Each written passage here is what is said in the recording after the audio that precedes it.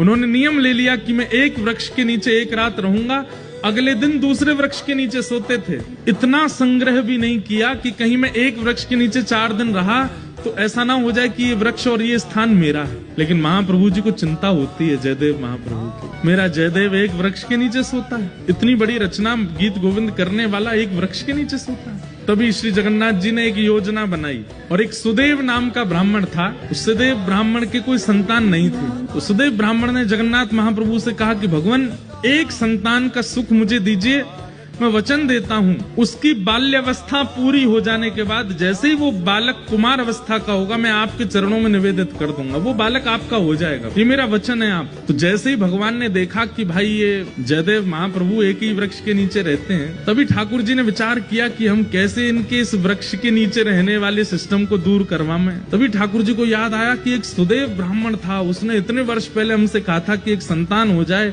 वो हमें अर्पित करेगा। ठाकुर जी की कृपा से उस सुदेव ब्राह्मण के एक पुत्री ने जन्म लिया। महाप्रभु जी ने विचार किया कि उसकी पुत्री अब विवाह के योग्य हो गई है। महाप्रभु जी ने उसको स्वप्न दिया सुदेव ब्राह्मण को, और स्वप्न में जाकर के उसको याद दिलाया, तुमने हमसे कहा था एक संतान होगी तो तुम हमको अर्पित करोगे, तुम्हारी बेटी हुई, अब भूल गए अपना वचन। अगले दिन ही सुदेव अपनी बेटी लेकर के महाप्रभु जगन्नाथ जी के सामने गया। जय जय, मेरी धृष्टता क्षमा, मैं भूल गया था कि पुत्री आपको अर्पित करनी, मेरी पुत्री आप इसको स्वीकार कर। जैसे ही उसने प्रणाम किया, महाप्रभु जगन्नाथ जी उसके अंतस्थ में आ गए और बोलने लगे, बोले अब ये हमारी हो गई तो हम जहां जाएंगे वहां इसको लेके जाओ, हम जहां चाहेंगे वहां इसको दे आओ। बोले आज्ञा करो।